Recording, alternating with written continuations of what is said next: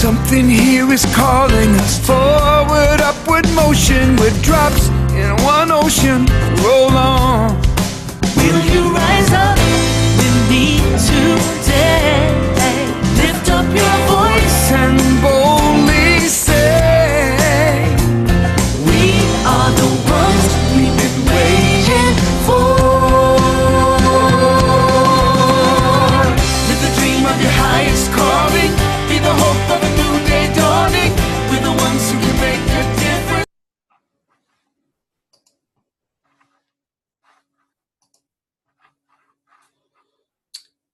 Hello, everybody, and thank you for joining us. This is the fourth in our series of AG&T member forums. It's an important time for you because this is kind of an exclusive event. This isn't open to the general supporters and friends of AG&T. This is reserved as a kind of an up-close and personal experience for people who have joined as AG&T individual and organizational members. And if you're registered for the series, you will automatically receive a link to the recording about a day after we're finished. And you're free to share that with people if you have friends that you feel might be interested in AG&T and the message that's shared with you here today. So the first thing I'd like to do is introduce you. I'm actually going to ask my co-host, Stephen Pope, excuse me, to introduce our AG&T Leadership Council member who's going to be delivering the mentoring session tonight. So, Stephen, would you please at least begin the first part of the introduction for Reverend Lola Wright?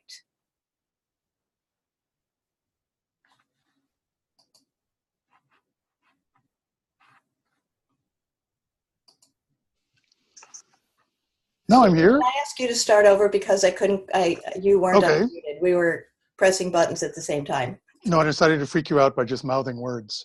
I'm going to read Lola's bio, but in a different order, because the first thing you have to know about her is that she's a dynamic new presence on the AG&T Leadership Council.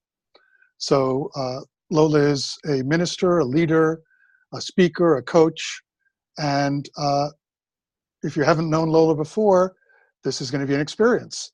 She's currently serving as a spiritual director of the Bodhi Spiritual Center, a preeminent trans-denominational community located in Chicago that serves thousands locally and online through Sunday celebration services, classes, workshops, service opportunities, and special events. Lola studied a mix of things, including science, religion, philosophy, race, culture, and music, which is what we were talking about before, for nearly 20 years alongside growing corporate success with leading global institutions. Then in 2014, she was ordained as a religious science minister through Emerson Theological Institute and is now a licensed minister through Centers for Spiritual Living. So I'm excited to see what Lola says today. Thank you, Stephen.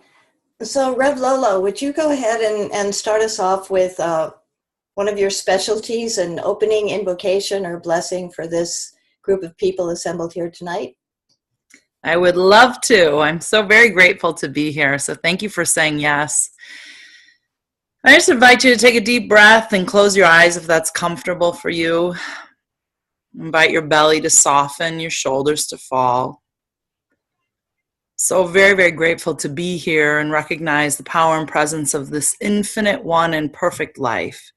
That which is in back of all things, it is moving and breathing and having its way in, through, and as each of us. I absolutely know that we gather here this evening oriented for a high idea, to call forward the highest idea of each of us and to come together in union to create a powerful, powerful dynamic that moves the consciousness of humanity forward. So I bless this gathering. I know that we are led to say what needs to be said, to hear what needs to be said, and that we are here in service of one another. So I'm very, very grateful for that. And so it is. Thank you, Lola. Okay, so we're going to move quickly into the program tonight, and I just wanted to mention once more that one of the benefits of AG&T membership is this monthly online leadership forum that is always led and facilitated by a member of the AG&T Leadership Council. And it's kind of your opportunity to get firsthand mentoring and support from leaders who have years of collective experience in New Thought, and also great nuggets of inspiration and invaluable insights to share with regard to life, ministry, and social engagement. And knowing Lola, probably she has insights to share about way more than that stuff. And we're welcoming it all tonight because this is a chance to really take advantage of the freedom we have to think and explore all aspects of spiritual life which are not confined to the walls of a church or any kind of patterning that doesn't involve real life and real society. So I wanted to make an extra little mention of a few things about Lola that I think are extremely interesting and unique in our leadership council.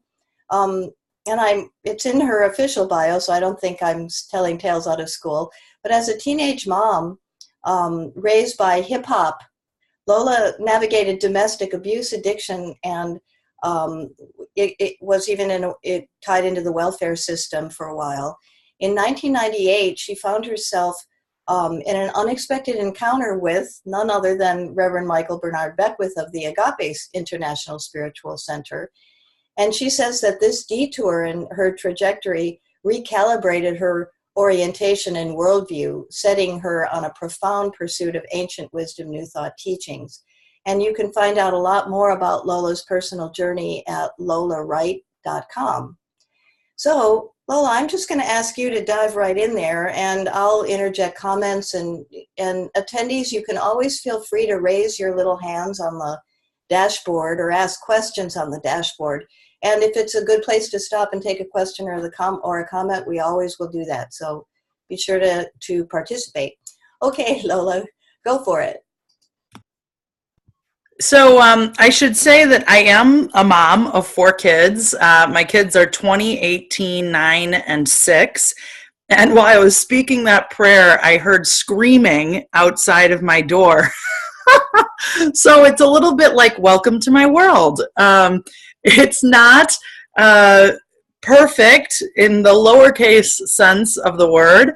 It is at times quite chaotic, at times quite messy. It is complex, and yet it is alive and vibrant. So we may have some indication of that while we're together tonight.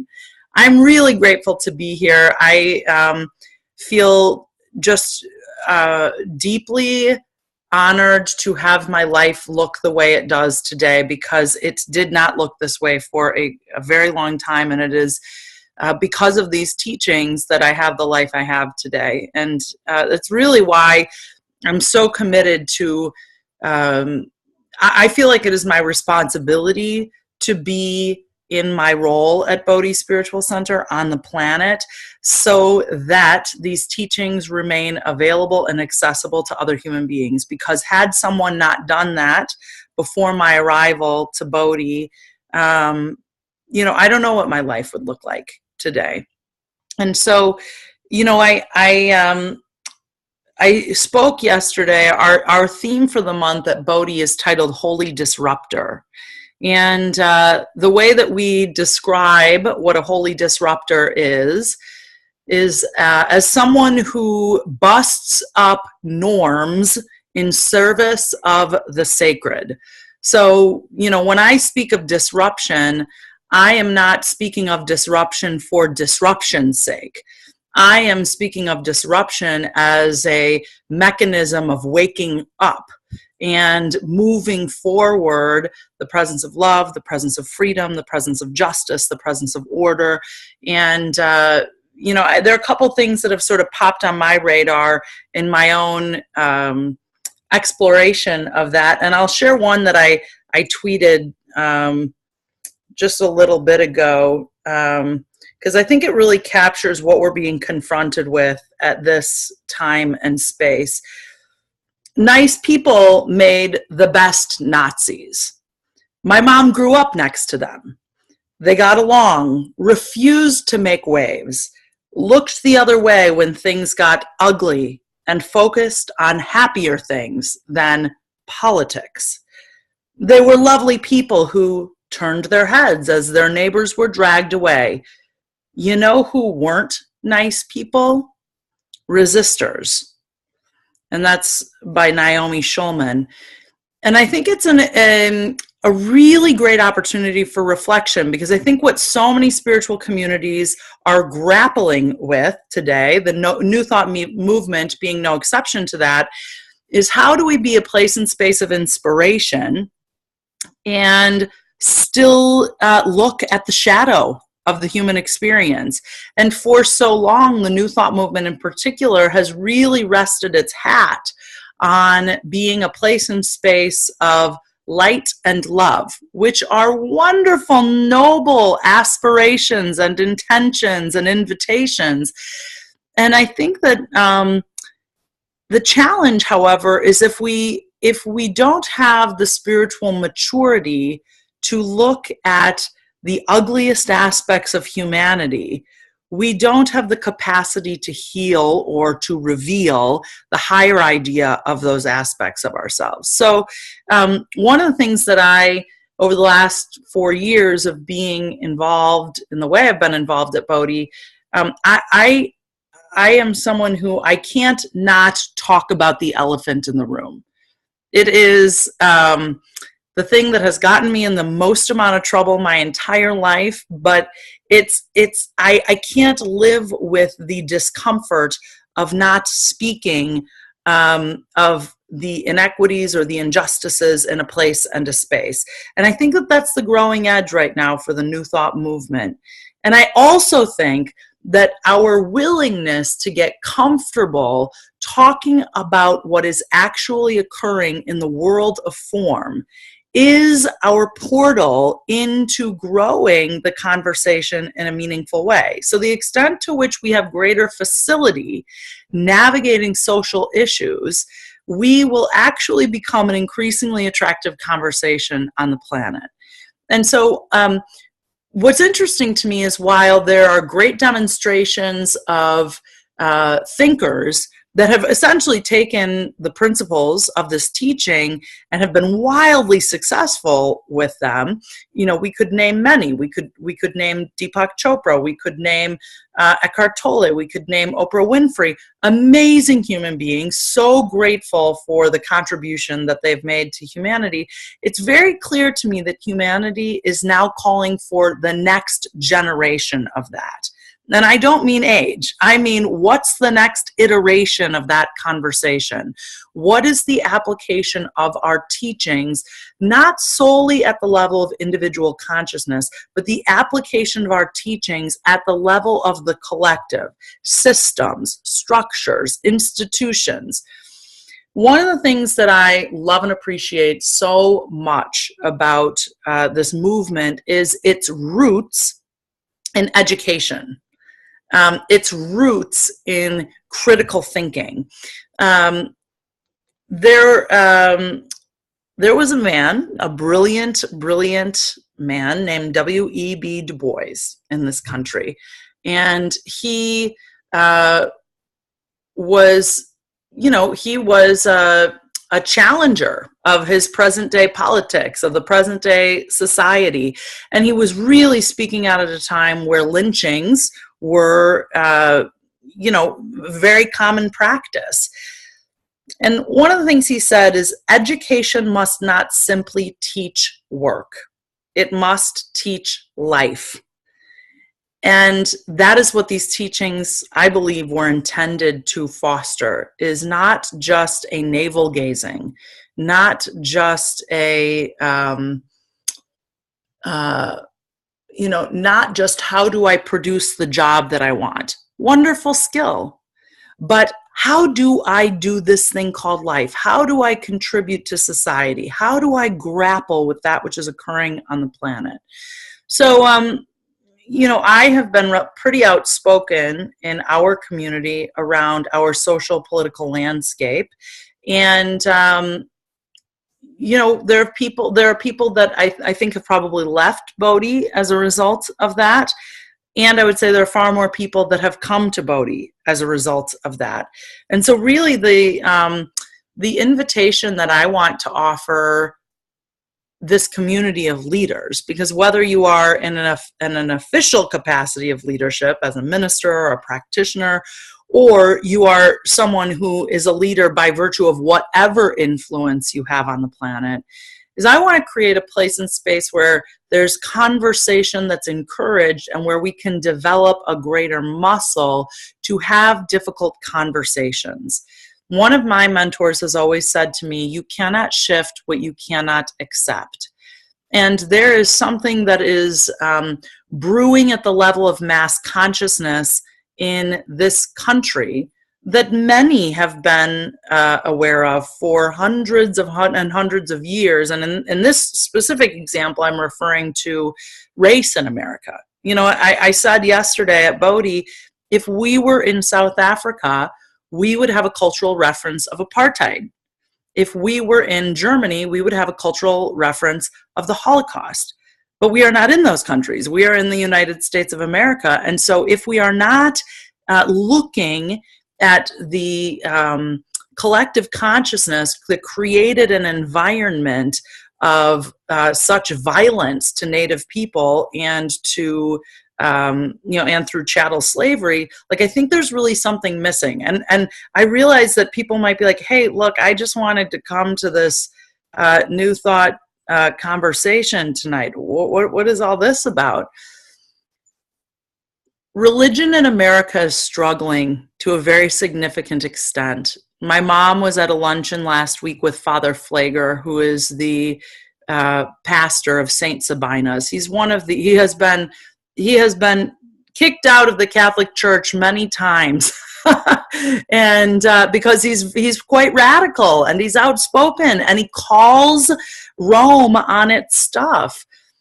And he said in this luncheon, he said that the primary reason that religion in America is falling apart at the seams is because it has forgotten its role in social conversation. It has forgotten its influence and its leadership, its authority in creating the parameters for right and generous living. And so I really think that there's an opportunity for that. And I am eagerly contributing to that in my own way at Bodhi Spiritual Center. But I will tell you, we had our annual meeting yesterday, and we had someone get really animated about their feelings around any kind of discord that may come up, because I am at times accused of being too political. And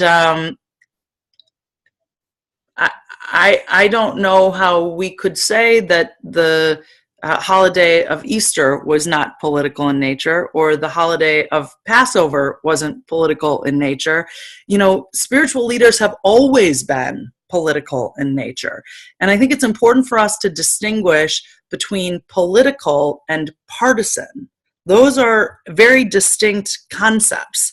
And I do not identify with a particular political party. I have strong critique over the two primary parties.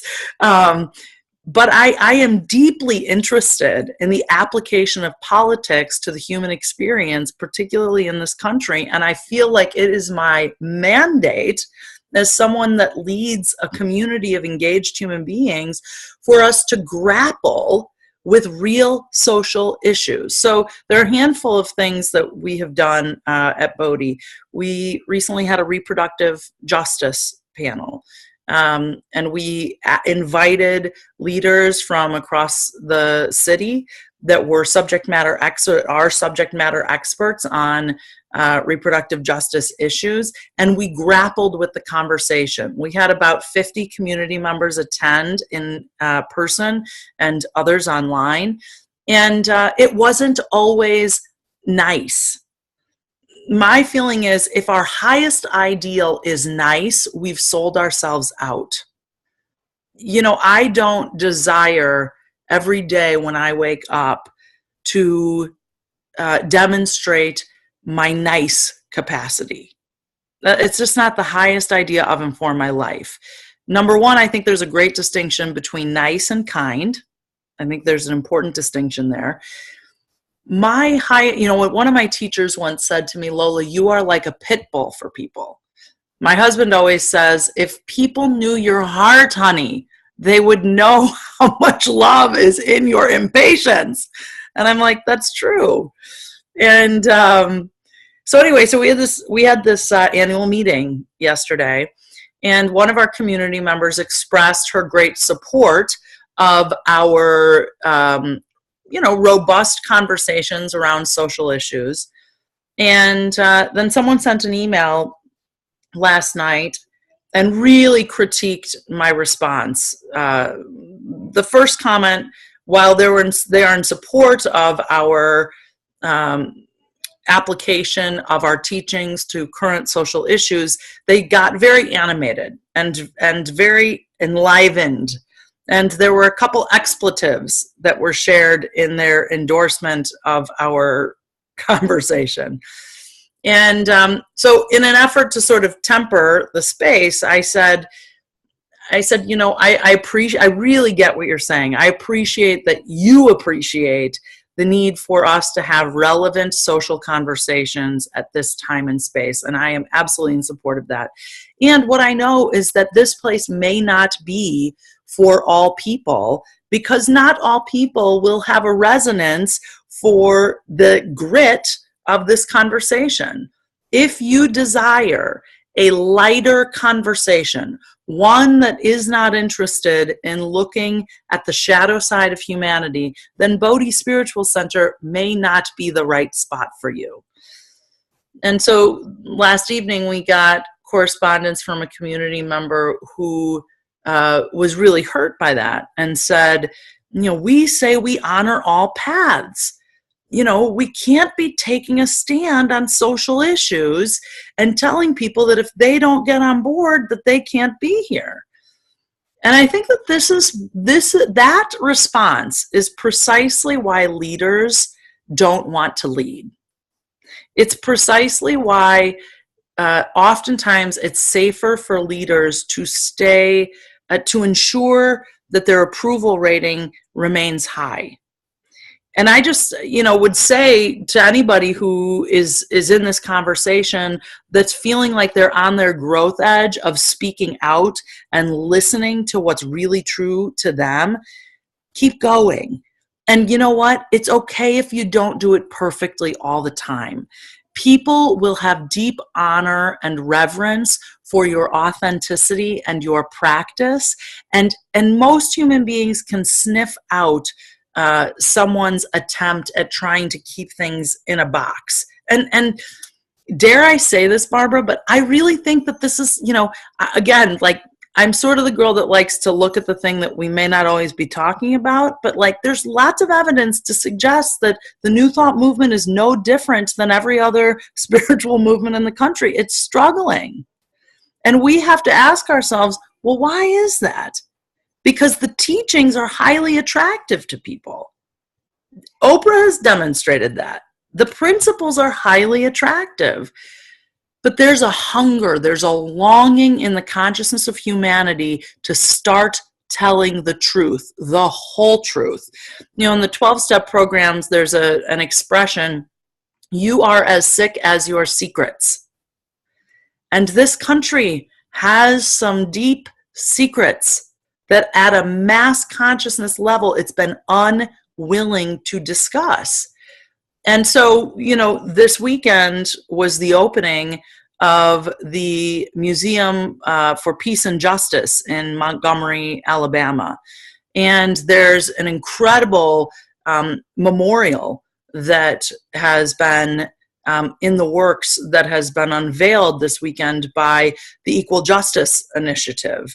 And it's a memorial to document, to demonstrate the over 4,000 lynchings that we're aware of that occurred on this soil, and one of the things that the founder of the Equal Justice Initiative shared, I'd like to share this with our group. He said, people are never fully ready.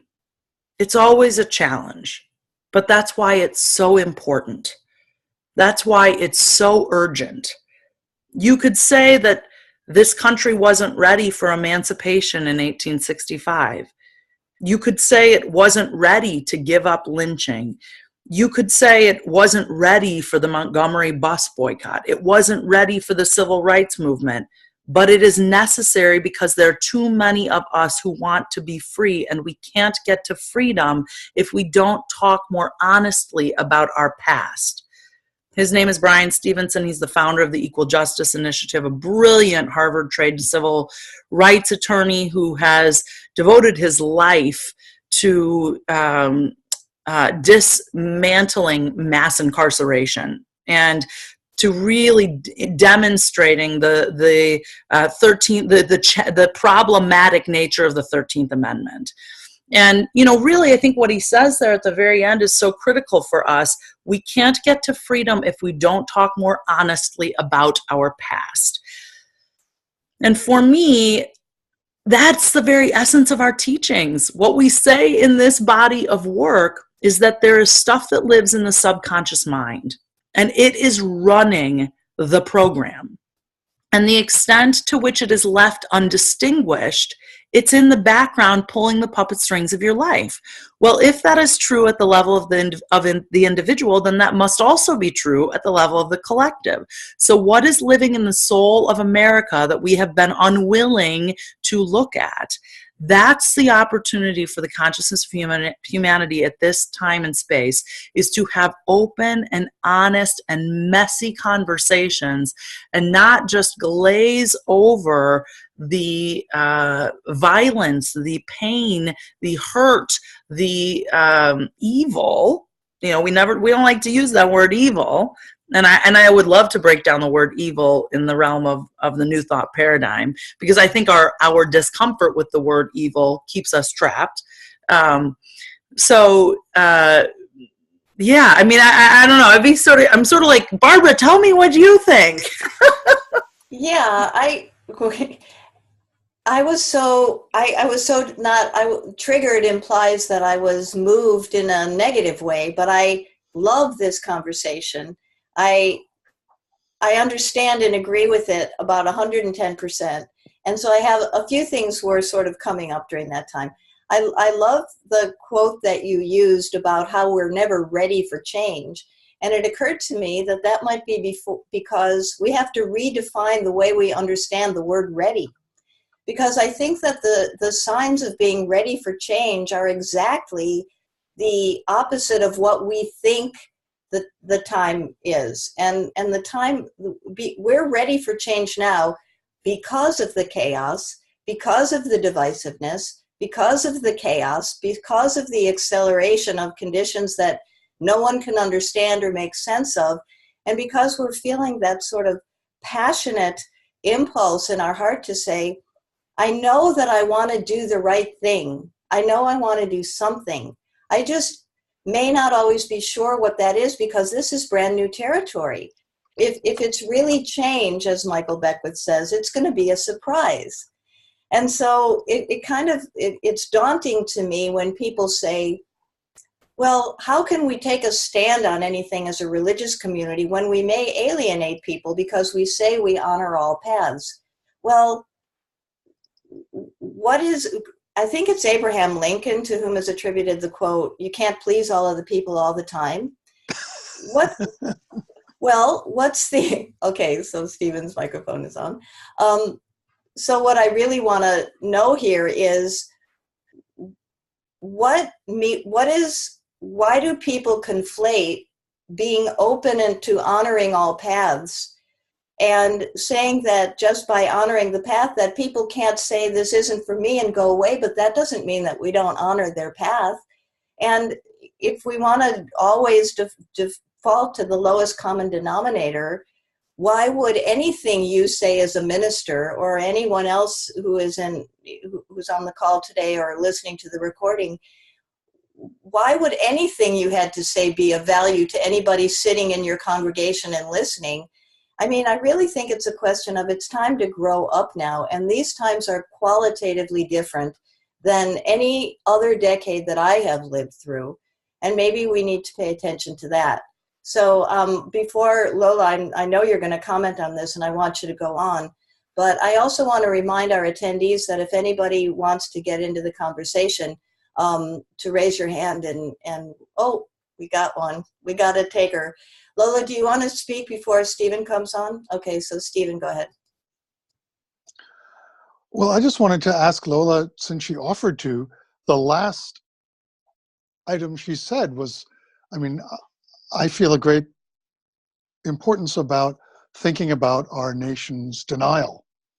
And what she said is we don't like to talk about evil or even define evil. So I wanted to push on that and say, do you have ideas how we can address this without sounding angry, without pissing people off, just to say there is this denial going on? Yeah, there's an increased body of work that is coming forward that I'm very encouraged by, that some may refer to as white fragility.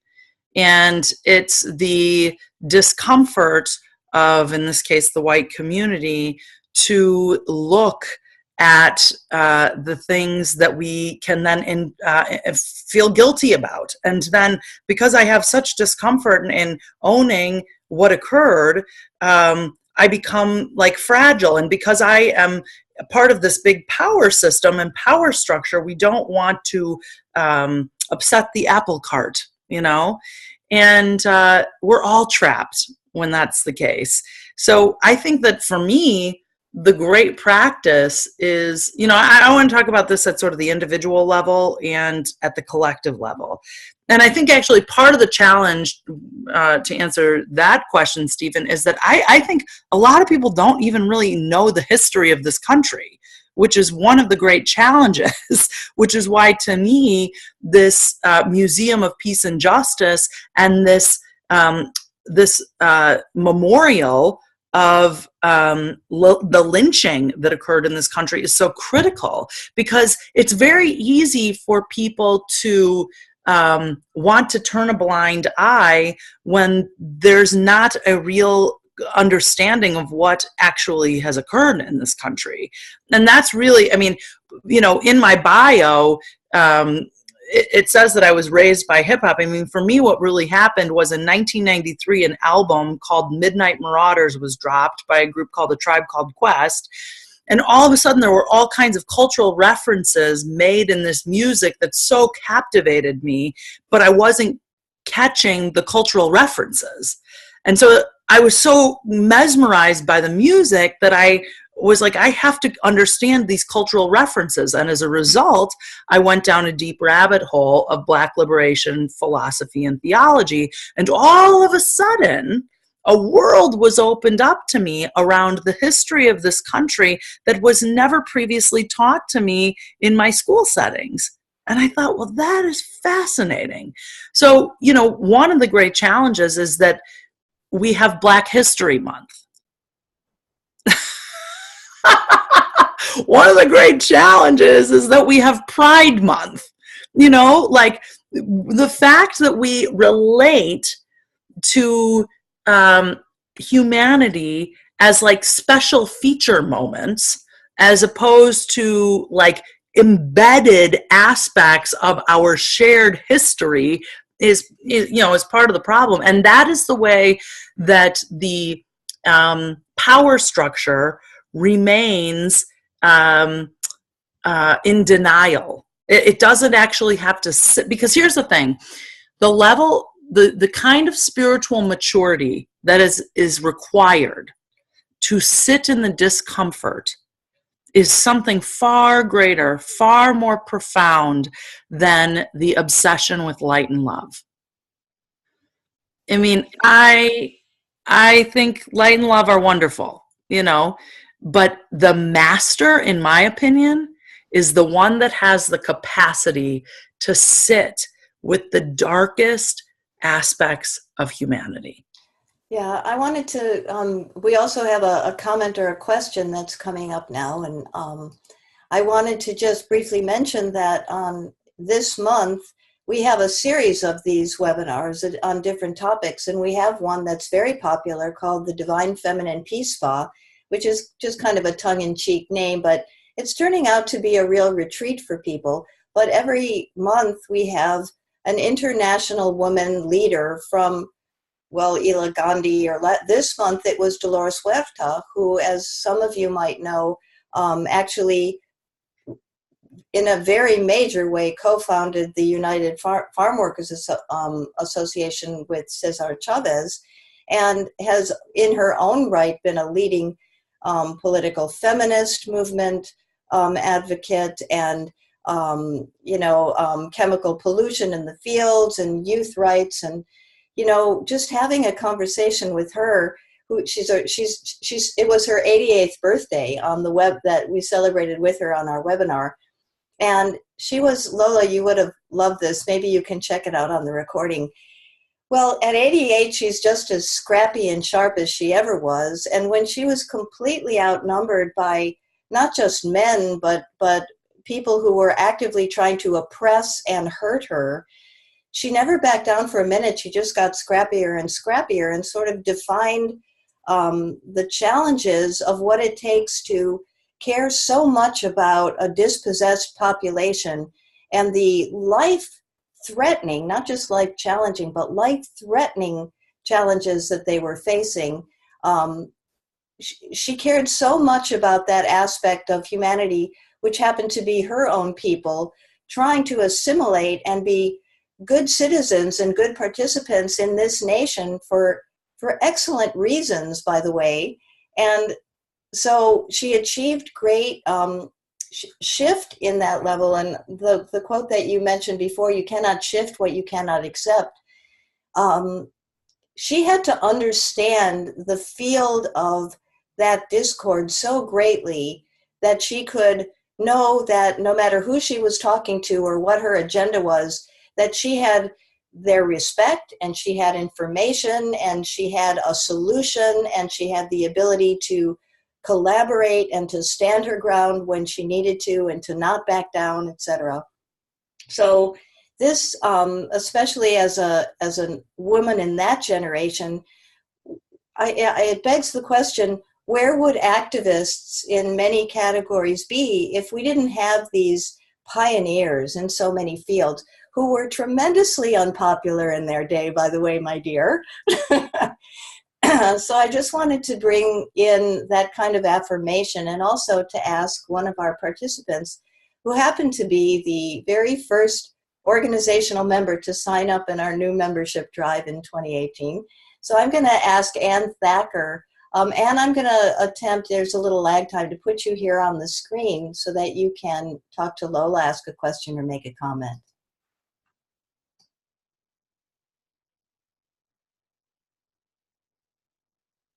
Hi, can you hear me? Hi, Lola. I'm referring to the same quote that Barbara's referring to about we cannot change what we cannot accept. And for me, acceptance is embedded within us because our truth is embedded within us. And that's true for every human being. And our truths look different when we act. Even our truths look different when we truly move from them. And so my question is, when we come to the point of acceptance, we sit in discomfort. And when we're sitting there, there is also a trust that there is good coming out of all of this discomfort. And so when we talk about social justice, and we talk about standing in our truth and standing for something, sometimes it sounds like we're saying that we want to change people's minds. I guess from me and my understanding of our teaching, that's not our business. Our business is to lead them to their inner truth, to their own inner wisdom, and that changes their minds, or not, but it may change their minds. And so, to Barbara's question, when she said, why are we getting up and speaking? It seems like it could be meaningless if we're just working for social justice. It isn't, because we're getting up and speaking, because what that does is lead people to their own inner wisdom, because they may resist what we're saying, they may accept what we're saying, and all of that then moves into who they are and leads them closer to their truth. And that's what I think social justice is about in our movement. But I would like a confirmation or a denial about that, because some folks who talk about it really lead me to believe that they're trying to change people's minds. Thank you, Anne. Yeah, I think that's a really interesting inquiry. I mean, I think that, I tend to agree. I mean, I think the most effective provocateurs lead with curiosity. You know, the change agents or the provocateurs that lead with self-righteousness only get so far. So I think that's where like the art of the work comes in, to actually engage with someone whom you may not agree with, or you may have a deep desire to expand their concept of a particular idea, and to do so in a way that they don't shut down. I mean, that, like, if we're here as a body of leaders, we would want to be deeply curious in the art so that we can be as effective as possible. So what I notice at Bodhi is my style, regardless of the topic, my style is very straightforward. It's just it's how I roll. And the great gift that I've been told that is to others is it gives them courage to, like, well, if she can be that absurd up there, surely I can be a little bit of my absurd self. And so I think that's sort of one opportunity that we have as leaders, is to demonstrate, to model saying perhaps the uncomfortable thing. And here's what my staff is constantly reminding me of, for which I'm very grateful.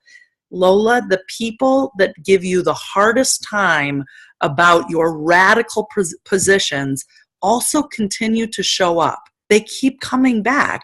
So there's some part of them that's really interested and curious about expanding there's something that it's bringing up in them that they have some degree of willingness to explore. Otherwise, they would have left, And so I think that one of the things that I tweeted today, if you're on Twitter, follow me. I'll follow you back. I love Twitter. One of the things that I tweeted today was like, look, I don't put forward bodies of thought work for the purpose of provoking more drama. Like, that is so not, you can watch it in the Twitter sphere, like people who just plaster stuff out there, much of which I agree with, but there's a way of being that's so ineffective and only perpetuates the very thing we're critiquing. And so I think that that's sort of what I hear, Anne, and what you're inviting us to explore is, how can we be artful and most effective? Because ultimately what I want is a just planet. And so I have to sometimes like for me, there's been a maturation and a distilling process in my own being so that I can be most effective with the largest number of people. I have a very sort of bold presence that's for sure not going to resonate with all human beings. But I've become increasingly masterful at how I message my radical perspectives so that they are as palatable to the largest group of humanity as possible, because I'm ultimately most interested in the revelation of order.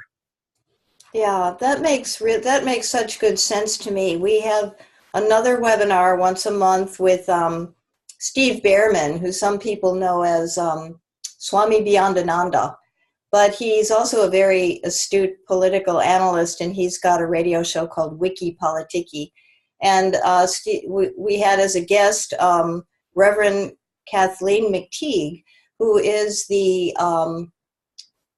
director of the Unitarian Universalist Council on Peace and Justice. And the Unitarian Universalists, like the Catholic Church, in a different way, has been engaged in social issues for a very long time, just like the Quakers have. My husband Stephen is part of the Quaker community. And so some of our religious communities, which I would call the religious left, although I wouldn't call the Catholic Church the religious left, but nonetheless, they haven't shied away from social issues in all of their history. It just is kind of a question of which side of the issue are they on. So I was particularly interested that this minister, Kathleen McTeague, who was on that particular webinar, has given us permission to use something. I'll share my screen with you for just a moment here. She has written on the topic of speaking justice in the language of our faith. And so you can go to agt.today and you can download a document that is basically her contribution toward helping ministers, and not just ministers, but New Thought ministers, any other ministers, and any people who lead groups or lead communities who really want to engage in this conversation. And maybe what they're lacking is just a little bit of direction about how they can bridge that sticky territory between the secular and the sacred, because we've been enmeshed in that sort of paranoid conversation for such a long time that never the twain shall meet. But in fact, this is the time when the twain need to meet. And she gives some very nonpartisan, but highly political, highly ethical, moral, values-based arguments for why spiritual communities today are exactly the right place to be having these conversations, and that there's a way of addressing your holistic conversation in a way that really recognizes and honors where people are at every step along that wave, because some are just are waking up. Some are really on the edge or the apex of that wave, and they've been doing it for a long time. But you can't assume that you're going to give the same message and satisfy and serve, as a minister, serve people if you only take one stream and speak with one voice. And I think that's what Lola is saying. I love that what you said about what your husband said. If only they could hear how much love was in your heart along with your impatience or something like that. And, as a minister, that must put you in a very difficult position, because as a human being, you're just passionate. So anyway, let me see if I see any more. I don't see any more questions or comments at the moment. So Lola, Yeah, I want to just share, I did a talk on the concept of evil, I don't know, sometime, maybe a year and a half, 2 years ago. And I want to read just two quotes here by Ernest Holmes, who, is one of my great teachers. One, and I think this might be, I don't know if this is from the Hidden Power of the Bible or what, but it says the seeming opposites in human experience, freedom and bondage, good and evil, negative and positive, can be seen not as forces in conflict, but simply as two ways in which the one power can be used. We've been given this thing called free will. We teach all the time that the law is impersonal, and that there is a good that transcends the realm of good and evil. But to say that evil doesn't occur is completely irresponsible. Now, is evil real with an uppercase R? No. But do human beings have access to free will and make evil choices that are not in keeping with universal love? absolutely all the time. That being said, I'm very encouraged by the consciousness of humanity. I deeply believe that the moral arc of the universe does bend towards justice, and it is a long arc, but that does not mean we give up, and it does not mean we get apathetic, and it does not mean we get sleepy. The other thing that Ernest Holmes writes in The Science of Mind, evil is not an ultimate reality. It is simply an experience of the soul on its journey toward reality. Evil is not an entity, but an experience on the pathway of self-unfoldment.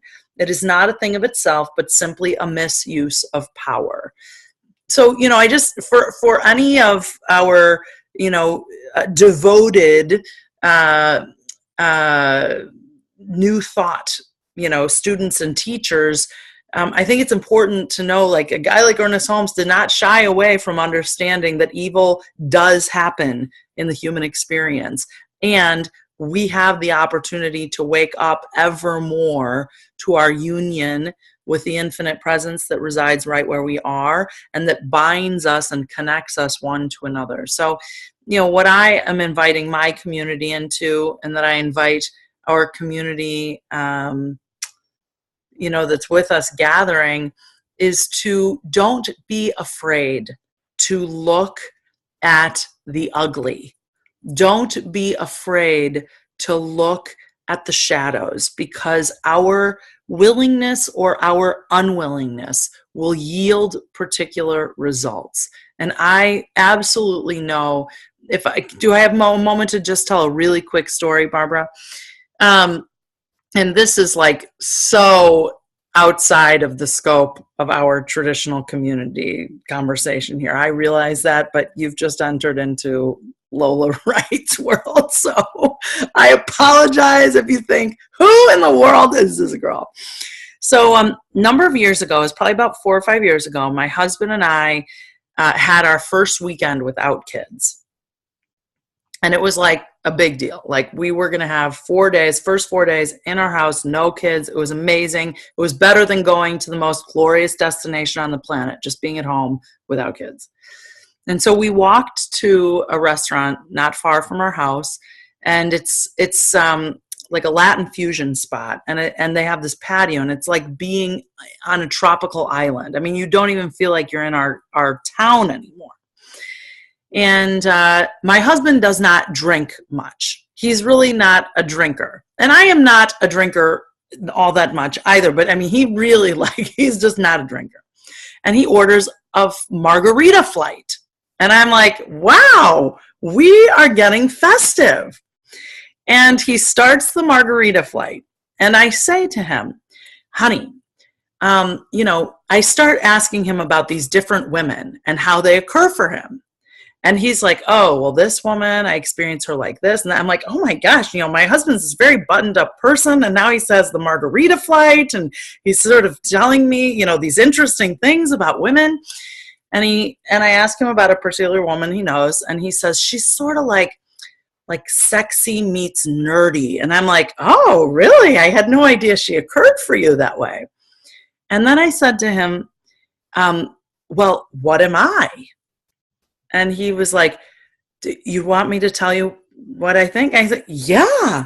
And I'm thinking, we're in this fun, festive environment. And he said, well, you're sort of like horny fat chick meets sexy mom. And all of a sudden, I froze. It was literally like the worst categorization that I could ever imagine my husband assigned to me just came out of his mouth in the most glorious of environments at the beginning of a 4-day retreat, essentially, without our kids. And I just went into complete paralysis. I couldn't believe that the very thing I would never have wanted to be qualified as was being said to me. And my stomach started to spin, and I had tears start to stream down my face. And I just stood up. And I'm not available, hon. I stood up and I said, I have to go. And he said, well, what do you mean? Well, no, let me explain. I said, no, I have to go. And I just started walking home, tears streaming down my face. And I called one of my girlfriends who's a practitioner, and I told her what happened. And she said, Lola, I'm going to hold in prayer that this gets resolved in your soul very swiftly so that you and your husband still have the opportunity to enjoy these 4 days. And I just thought, I don't know how that's going to happen. And I came home, and all I knew to do was to crawl in bed and put my headphones on and listen to soothing music and just feel the tears streaming down my face. Because really it was sort of my worst nightmare of what my husband could experience me as. And then my husband came in sometime after, and he put his arm on me, and he said, honey, I didn't mean to upset you. And he said, what I was meaning was, like, you're like the beautiful Roman women. I was like, no, stop. This is going to get worse quickly. I was like, honey, don't, please. And I couldn't even be near him. And I got up and I got in my car and I just started driving aimlessly.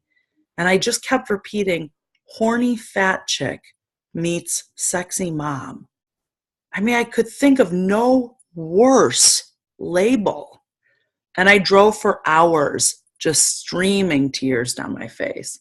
And all of a sudden I got, well, what if you are a horny fat chick and a sexy mom?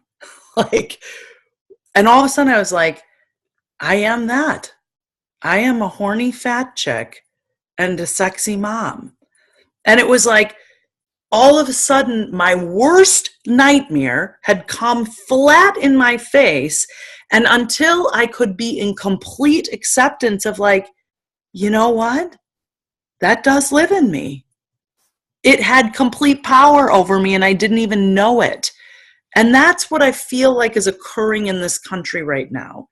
There is such a deep confrontation between the identity that we hold of ourselves and then sort of the ugliest aspect of self. And we're being so deeply confronted by it, and the tears are streaming down our face, and we don't want to feel it. It can't be true. This can't be true. I cannot be a horny fat chick. That's like the worst label on the planet. But on some level, that's what's going on over here. And on some level, that's what's going on in the consciousness of this country, and we have to be willing to look at it. Lola, I have to say, you are a master, because I wasn't quite sure how you were going to bring that around into a New Thought teaching, but the authenticity of your vulnerability and your ability to understand that as in you, so in the collective is absolutely authentic. And it's a brilliant way of looking at things. I'm so thankful that you're willing to move into territories like that. And by the way, I don't know if you're still horny, but you're anything but a fat chick these days. I saw you recently and you're looking pretty darn good, sexy mama. But, I really appreciate that analogy, that if we can just look our worst fears and self-doubt and, the fear of, as a country, what did we really never want to become? And what did we really never want anyone to see us as? And I feel that a lot these days when I think, because I was born in a generation that was brought up with a very strong sense of patriotism. I have an idealistic sense of patriotism. I read about our founding fathers and their intelligent philosophies and their mature spirituality, and I realize that the principles upon which the country was built were some of the most magnificent thought exercises that I've ever read or come across. And of course, they have to morph and evolve. But nonetheless, that sense of patriotic idealism is not dead to me. And I measure it against what's going on these days. And my challenge to myself and to my community is, can I be an instrument of thy peace in the sense that we are living in times that are incomprehensible, in their complexity and in their danger, whether it be climate change or nuclear war or racial civil war or whatever it is that we might be facing. But I can't help but feel that I've got this sort of indefatigable hope that we have it within ourselves to overcome this and even more than this. Because we are human beings and because we are trained first with that impulse before all the other bad conditioning sets in. So what you've presented for us today, I mean, this turned out to be a much more lively and way more interesting discussion for me personally. And I'm hoping that all of our attendees feel the same, and that people who watch the recording will definitely check out Bodhi Spiritual Center, LolaWright.com, and you know, stay tuned for more of this to come. Next meeting is May 28th, and Dr. Ken Gordon, the spiritual leader of Centers for Spiritual Living, will be with us then. And in his own way, he will be just as unraveling as Lola has been for us today. And I just have to say thank you, Lola, very much. And thank you to everyone who's participated. That was really, really fun and interesting. So we'll see you next time. I'm so very grateful for the opportunity. I love and appreciate you guys. Okay, take care, everybody. Good night.